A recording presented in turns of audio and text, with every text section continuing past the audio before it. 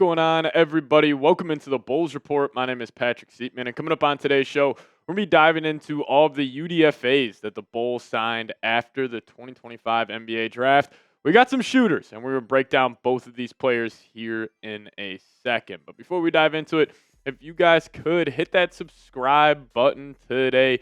We're closing in here on 12,500 subs.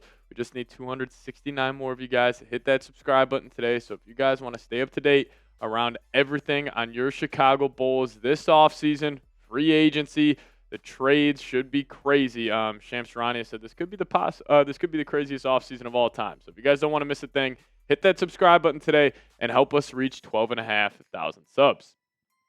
So the first UDFA the Chicago Bulls decided to grab after the NBA draft was Caleb Grill, an older prospect here. He is 25 years old. He's played 6 years of college basketball, and he actually started off his collegiate career back in 2019 at Iowa State, transferred to UNLV, went back to Iowa State for 2 seasons, and then finished with 2 more years at Mizzou. So this guy is a 6-year college player, and this past season at Mizzou put up some decent numbers. 13.7 points per game, 1.7 assists, shot 47.2% from the field, and 39.6% from downtown. He was averaging around 2.7 to 6.8 three-pointers per game. So he can definitely shoot the ball, and he can score in a multitude of different ways here.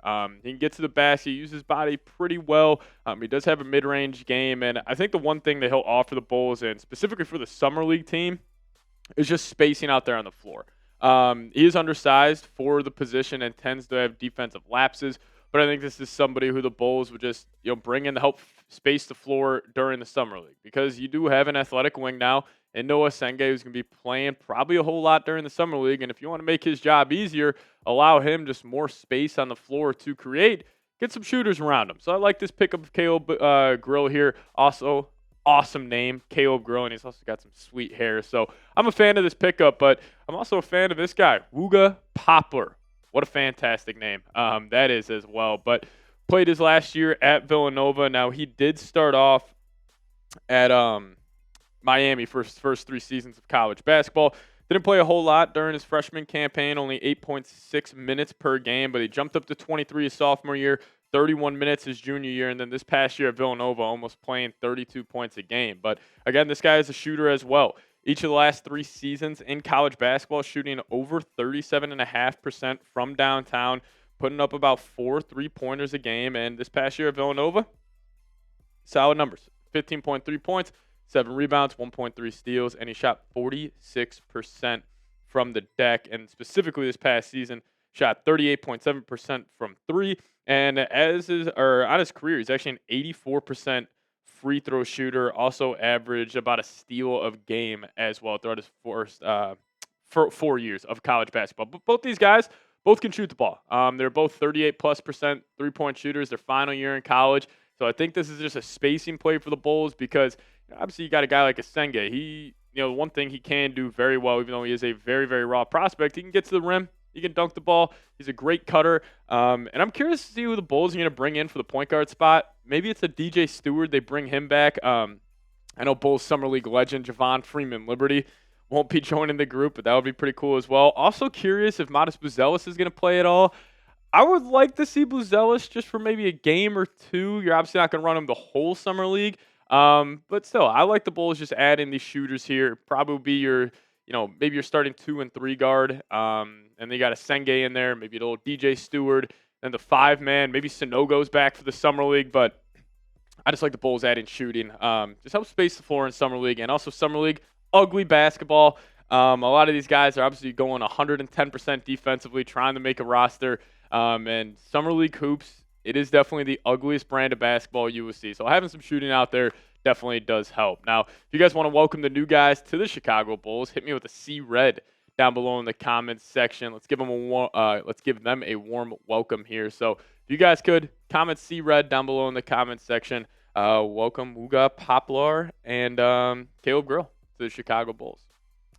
Now, we're going to discuss a potential Bradley Beal trade here in a second, but if you guys want to get a 2 t-shirt combo, hit this link, chatsports.com/Bulls combo. Normally these are $49.99 to get these 2 t-shirts, but right now with the deal we have, they're $29.99. So take advantage of this deal. Hit that link in the comments section and description of today's show, chatsports.com/BullsCombo. All right, so Jake Weinbach tweeted this out.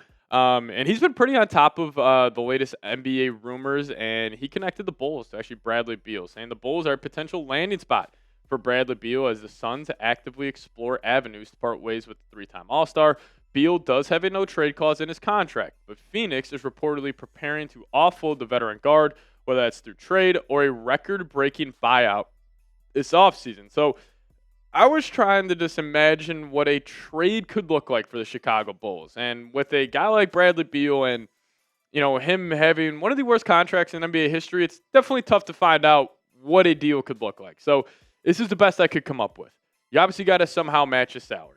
Well, thankfully for the Bulls, Kevin Huerter, Patrick Williams, their contracts combined for almost $37 million this upcoming season. Throw in Javon Carter. He adds in that $7 million.